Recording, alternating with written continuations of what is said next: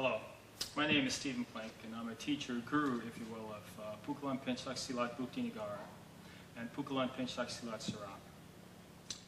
What you just witnessed in the previous scene was my interpretation and simulation of an environmental scene in a real-world situation in which I would interpret how Pentjak Silat would be used. The scope of this video is to extract from the scene basic laws and principles of Pentjak Silat, the one that I do. These laws and principles are universal and they're applicable if you understand. Therefore, this is a training tape, an intro tape, something you can actually grasp and comprehend. I want you to look beyond the techniques and find why they really work, find out the underlying expression and the understanding behind the principles. I am grateful to pendekar Paul de Thouars for his humble patience, guidance, and skill through the years, and in accepting me as his pupil. Thank you very much. What you will see is a pure Silat form. It's not an eclectic form. It is a system. It's not borrowing from other styles and systems and trying to assimilate them. It is complete in itself. Pukulan means hitting. Pentjak means training. Silat means application. Bukti Negara means witness or evidence of a country or continent. And Serak means decoy. And it comes from West Java, Indonesia. This video is not meant to be a history lesson or a lesson in lineage. For I believe that skill is worth 1,000 words, and if my ability wasn't there, my martial arts and my lineage would mean zilch, nothing anyway. So please, I want you to sit back, relax, and enjoy the video. Thank you.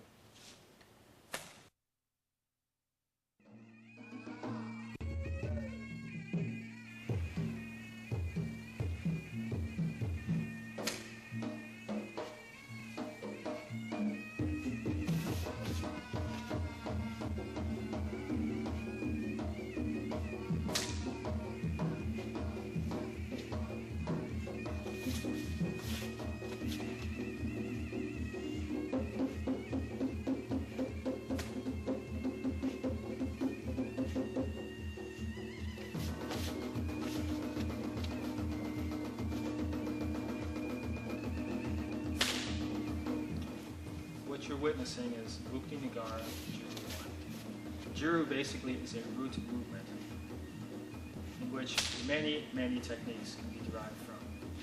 It teaches you to keep your body tight, close, not too rigid, not too relaxed, because you need both rigidity and relaxation in actual combat.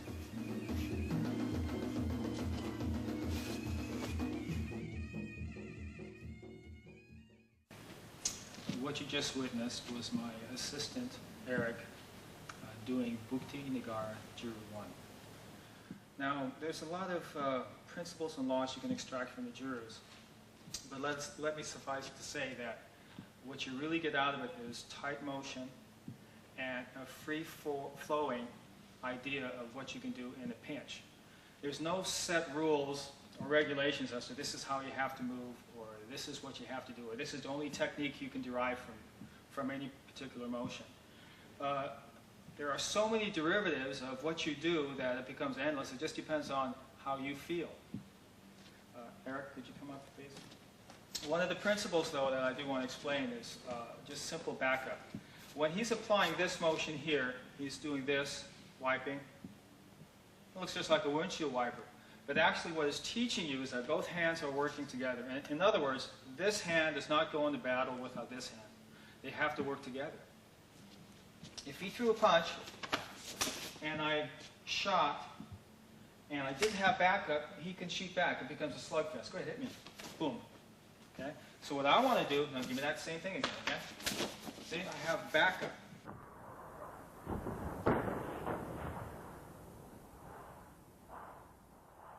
Where this is in the fray of the action also, not separately. So that's one principle that the Juru teaches you. Another principle is keeping center line. You think of yourself as a bow of a ship, where water is going to your port side and to your starboard side. But you're anatomically strong. Not stiff, not rigid, but relaxed. So a very basic principle is if he shoots a punch, see, I'm just doing this. Just natural reaction for most people is to cover anyway. All I'm doing is adding a little attitudinal adjustment and moving forward, moving in. So one more time, let's take it on from this side so you can see. He shoots a punch. All I'm doing is just, yes, I haven't even stepped in yet, whatever. It's just upper body. Okay. One other principle which is really important is how you shoot an elbow. Okay? Juru 1, especially in Bukti, there's a lot of elbows in it. You got to know how to use them for blocking, for parrying, for hitting. For hitting, it's very important that you have this principle. Pretend you have a marble on the inside of the elbow here. Tighten it. Roll it so it's tight. You want this section here tight, but your delt's very relaxed. And that's how you shoot an elbow. Because with this type of idea, you can shoot it fast, quick, and powerful. You don't want to be doing this and that. First of all, it's telegraphed because anything that's powerful takes longer to bring across and execute than something which is more relaxed. So what you want is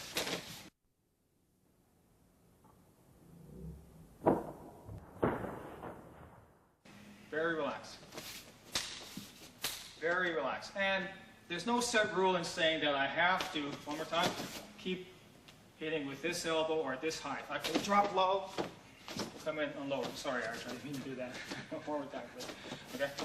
See? Very relaxed. Very relaxed. That's how you shoot a Juru elbow. There are a lot of other Jurus, but I can only describe Juru 1. This is very important. Very important.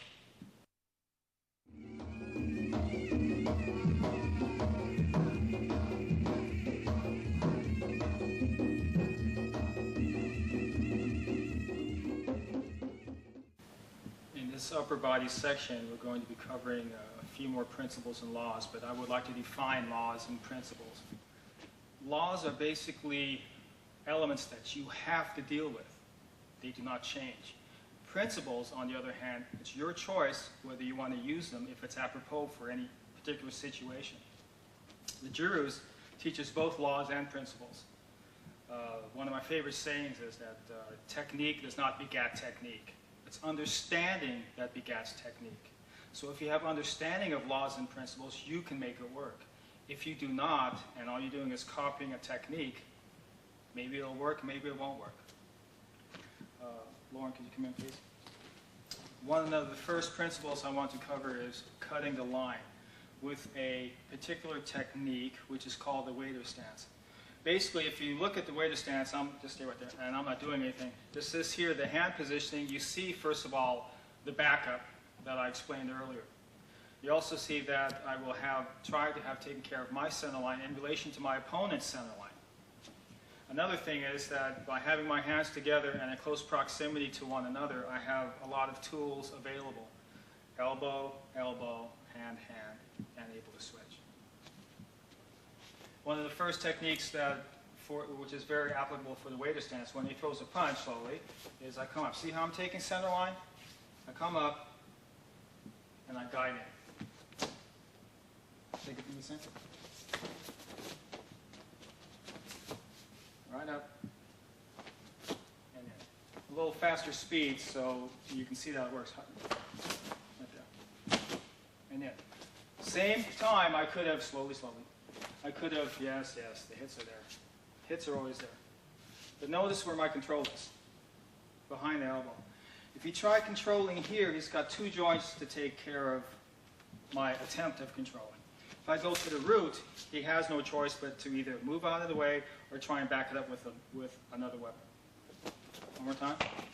So my backup is here. That's my control. And, okay, let's say, for instance, he's a faster puncher. He's faster with your upper body than you are. What you want to do is very important, again, to take care of center line. You can be slower, but if you take care of center line, things seem to take care of themselves. I want you to give me the jab and a cross. All right, please.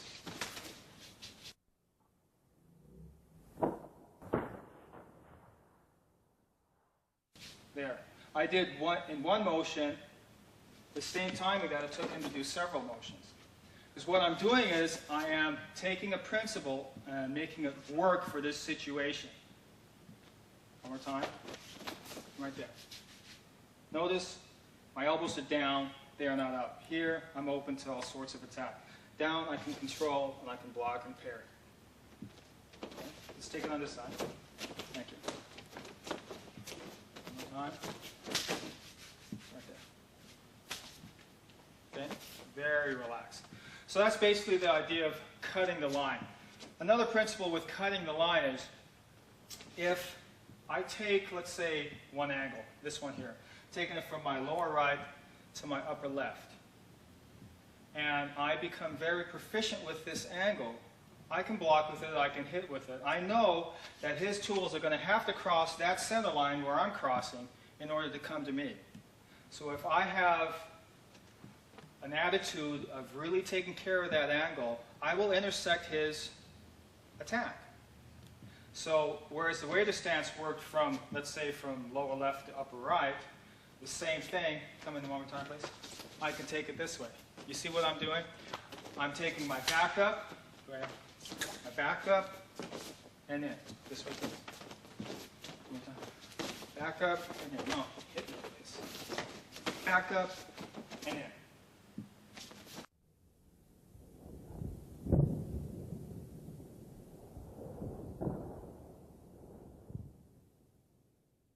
See, so it doesn't matter whether I'm coming this way, this way, this way, or this way. I'm over-exaggerating, but the point is laws and principles do not change if you understand what you're doing. So it's very important that you don't just take care of the technique, but you understand the laws and principles. In fact, I'd rather that you don't try to copy me as far as technique goes. It'd be better for you to make it work for you with the understanding that I'm giving you. Okay, another principle is that if you've hit, then you've blocked. It goes in line with covering center line. It goes in line with taking the angle. If he shoots a punch and I shoot a punch, we have to intersect. There's no two ways about it. We have to intersect.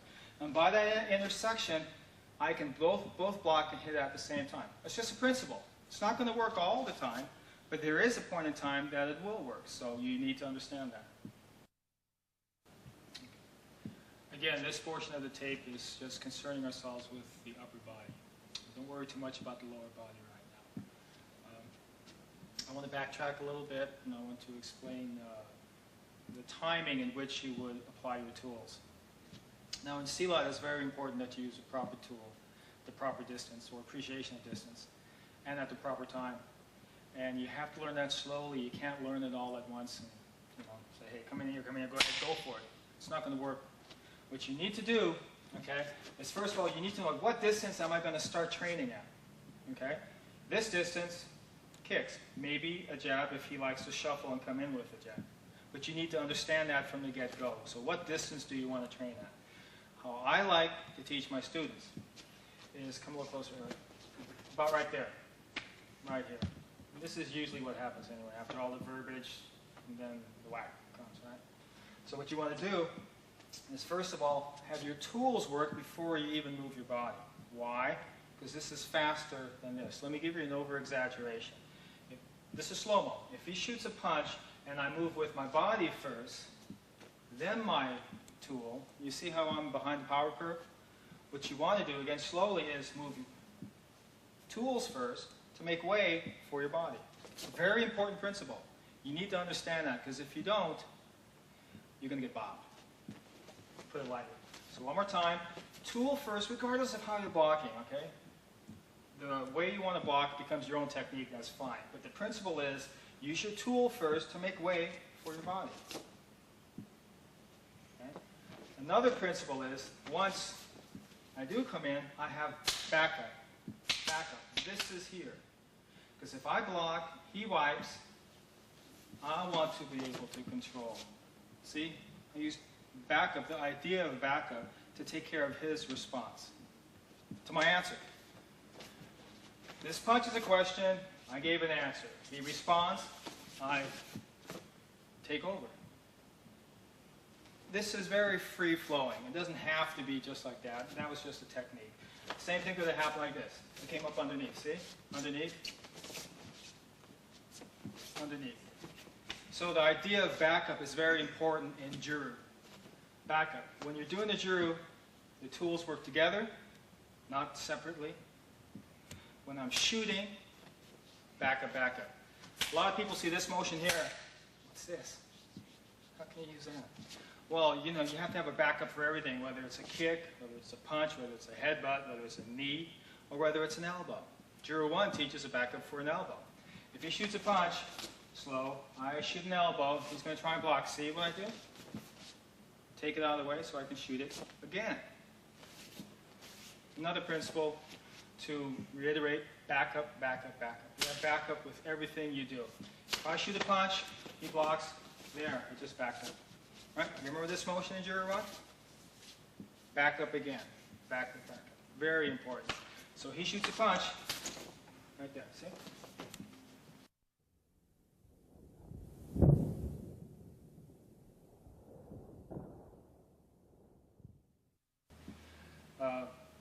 Again, talking about appreciations of distance and using the proper tool at the proper time. And it's more of an idea of ordering your response or attack or defense.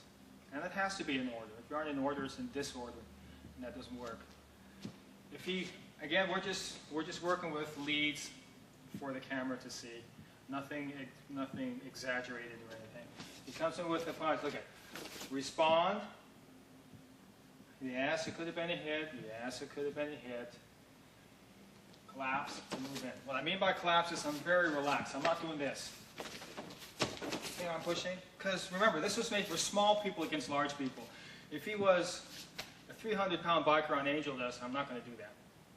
What I'm going to do is I'm going to draw in. See? We're in tight, but because I use my tool first and then I learn to relax. Yes, at this point in time, I could have angulated, could have used my tight range weapons, long range weapons before I come in.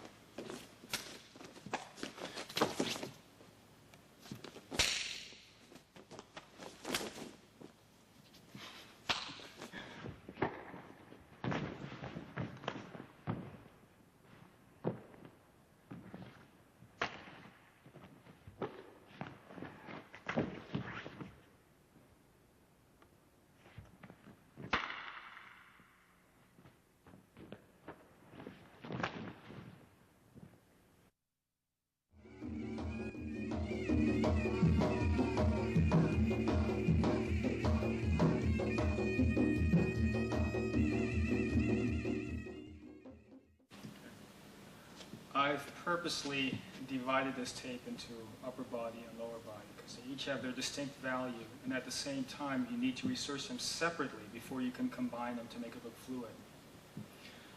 What a lot of people seem to do is they seem to combine both upper and lower body together, but it takes them longer to understand what each is capable of doing. They seem to learn quicker how they can work in conjunction, but separately they do not seem to understand their total value. So in this portion, I'm going to cover lower body. One of the main principles that you will see works is base angle leverage. That's not even a principle, excuse me. Let's scratch that. That is a law. Base angle leverage.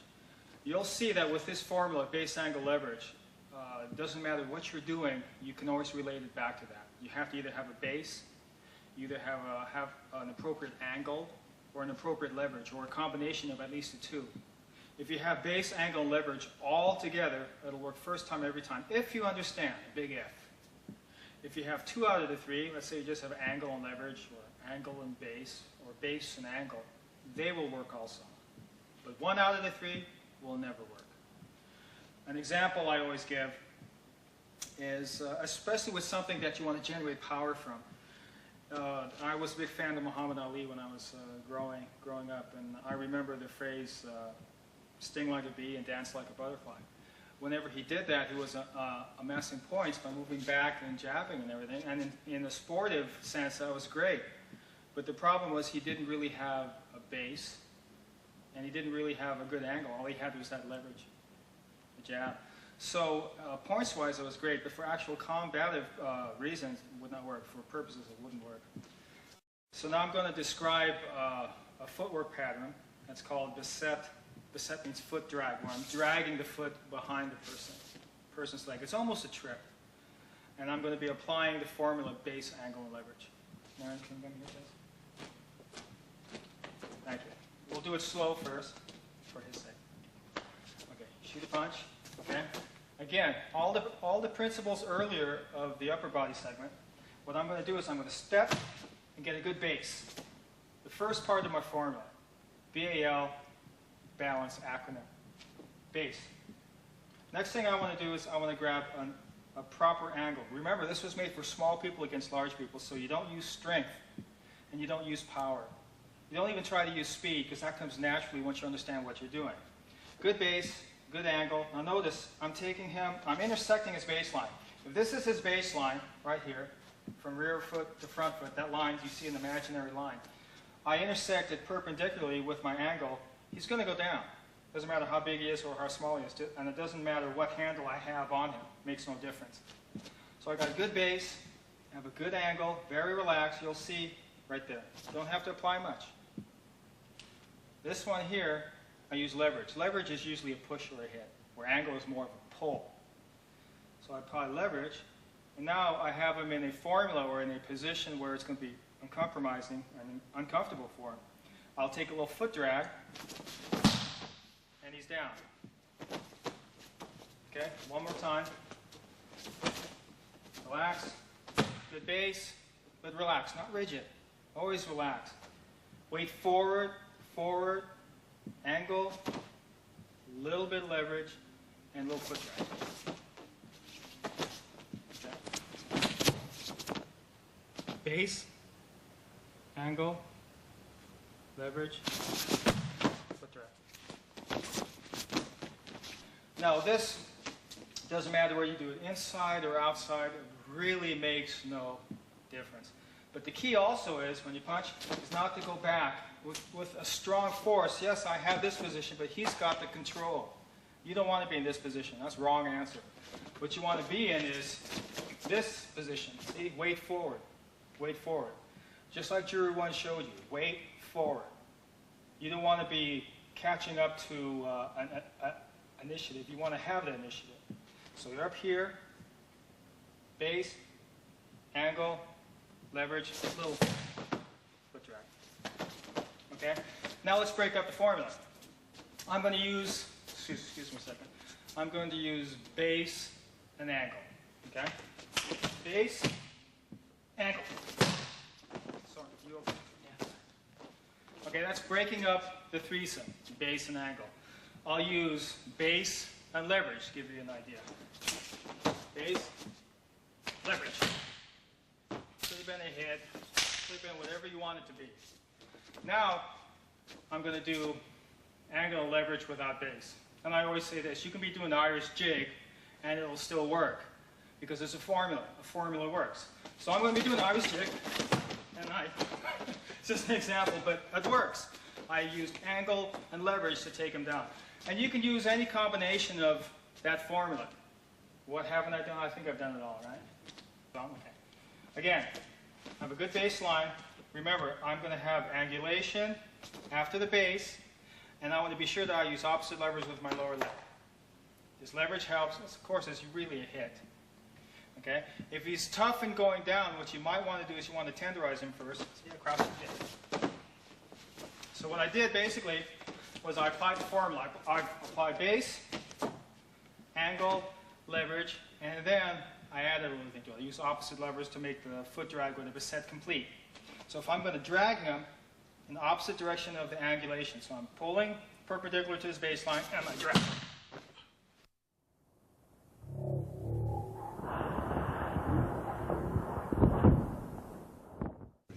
All right. To continue with lower body, we've covered the beset, which is a foot drag. Next, we're going to cover a sweep called sapu. Now, base angle leverage plays an important part in that too. But another aspect or principle I want to add on is you want to move one base at a time. Let me go into that a little bit before you come on, Eric. One base at a time, I mean, you have to have one base stationary in order to generate power from. If I'm going to touch this ceiling here, or try and touch the ceiling, I won't be able to, but I can try, I need a base in order to jump up from, to generate force in order to touch. If my base is moving, I won't be able to get that momentum upwards. And the same thing when you're moving laterally or with an opponent, you have to have one base. Now, the bases that are divided in silat are lower base or footwork, legs attached, and shoulders. So if I'm moving both my lower base and my shoulders at the same time, it's great for evasion, but not to generate power. Would you come forward now? A good way to explain this is just to show you. Okay, now for sapu, you come in slowly first. Again, principles, they don't change. I'm just going to be applying them again. I come in for the sweep. Again, I have base, good base, and I'm going to apply angle and leverage. But look what I'm doing here. I moved in with my lower base. My upper base did not move. I didn't do this. I didn't do this.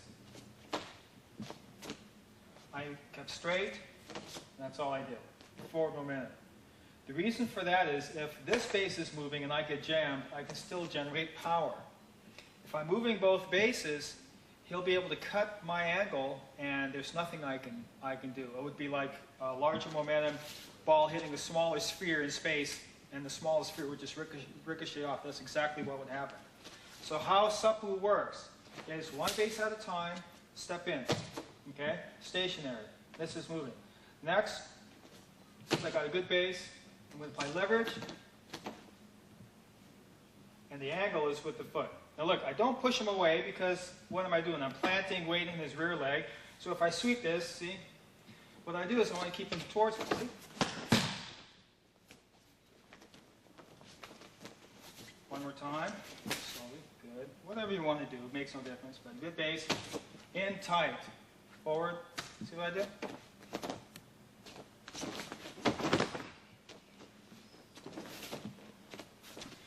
Would you come in again, please? Okay, control. One base at a time. Relax. Good strong base, but relax. I'm going to grab his other shoulder here. And see where the shoulders are in line? That's usually the direction you want to push him. Okay. One more time. And whatever you do, coming in, whatever. Okay. Then you apply opposite levers again. So I'm applying upward leverage and lowered angle.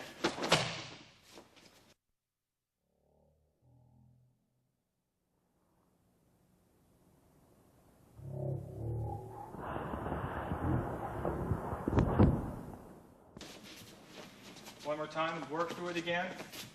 Again, I'm going to go through all the principles which I went through earlier in the tape. Tool before my body, one base at a time, forward, good base, but relaxed, not crashing, being sensitive, feel, feel, feel, feel, feel. See, controlling the whole way.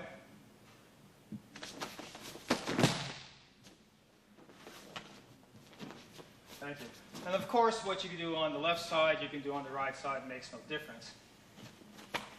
Same thing. Again, I'm not moving my upper body. See?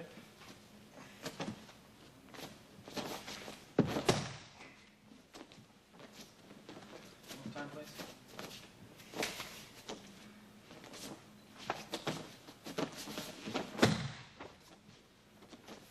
Thank you. Do this slow. With everything I'm showing you, do it slow, do it relaxed. It should feel like butter. If your opponent that you're working with or the partner that you're working with, if he feels too much strength, you're doing it wrong. Too much power, you're doing it wrong. It should be very relaxed, calm. I always tell my students, pretend that you have your arms and your legs are noodles. Very relaxed. That's the best way, a good foundation to start to generate power.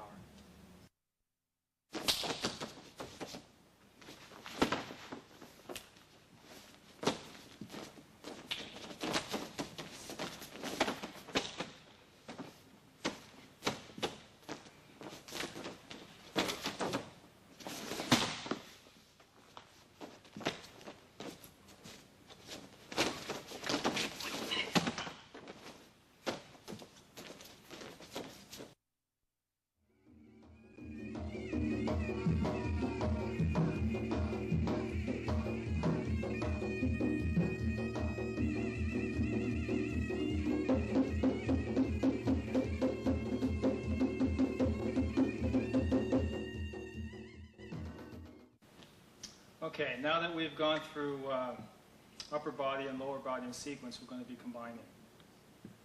You're going to see that one of the attitudes, the principles in CLAT is that what you can do on the left side, you can do on the right side.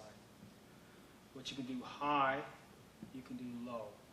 What you can do inside, you can do outside. So in other words, it's not so much technique as it is understanding in what you're doing. I could take any particular technique and make it work in a lot of different situations with a little variation. As long as you understand, you can make that variation. If you don't understand, then all you have is a technique that works in one specific situation, and that's it. And that's what I want everybody to stray away from. I don't want that. I would rather have more understanding of a simple technique than a lot of different techniques which you can only use for those specific situations. Can Aaron, would you come in, please? All right. Now this is how the principle of just combining everything works. Granted that you do understand some of the basics. Okay, Aaron, would you come in, please?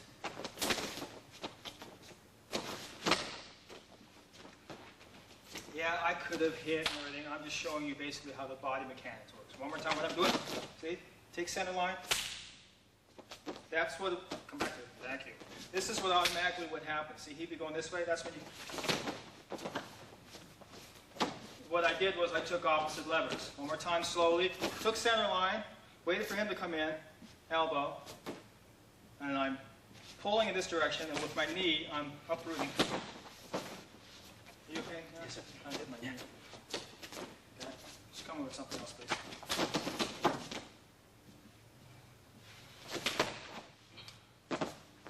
Another principle, instead of what I didn't do was this. All the way out of the way.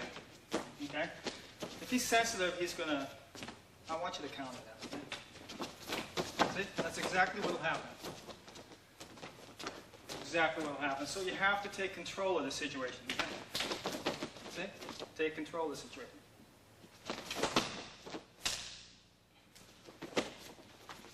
Come in again, please.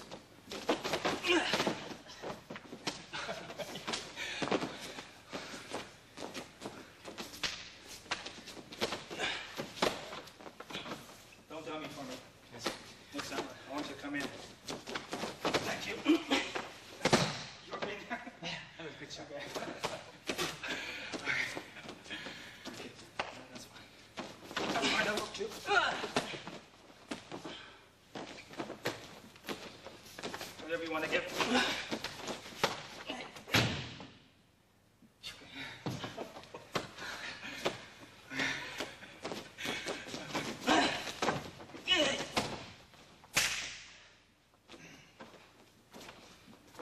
Okay. Now how this works with upper body when I'm combining.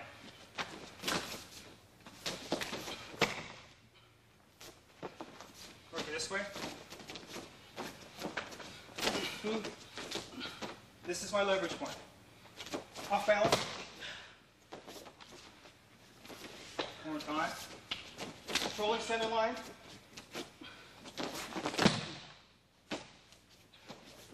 Just a few examples of what you can do once you start combining and you understand base angle leverage, cutting the line, controlling center line, using the weighted stance, back up. One base at a time. Using inside and out. Now the same situation coming against this that I did here, come on the outside, see? Makes no difference. Hold on.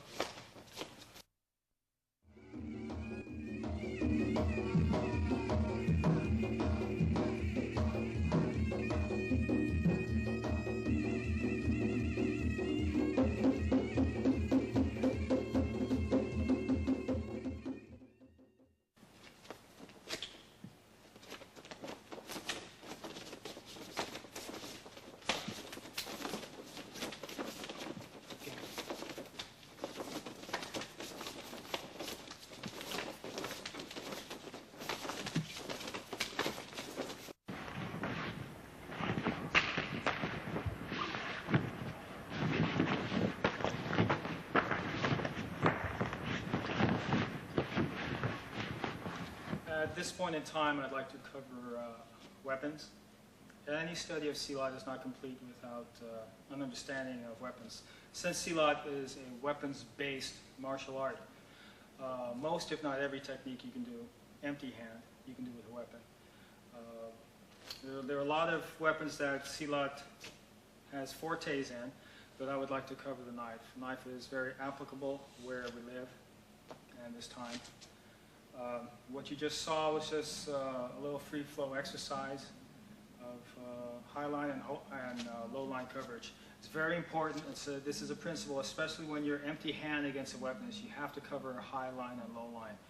The reason being, you do not want to trade a strike with an empty hand against a strike with a weapon, because a weapon will kill. It's lethal. Would you come in, Richard, please? Okay. Typical example of what I mean by high line and low line. Just come up with very exaggerated now for the camera. Okay, let's say I blocked here, and I came in with a strike to the groin or what have you. There, we traded blows. I got the worst end of it. What you have to do is you have to control before you want to hurt the assailant. You have to control. Big C, it's very important. You need to control the weapon's arm, hand, whichever limb is welding the weapon. You need to control it. If you do not control it, it's out of control. If it's out of control, you're dead. Simple. So what happens is, when I'm here, I take low line and high line. You see what I'm doing? This is high line, this is low line. Look at the way my hands work.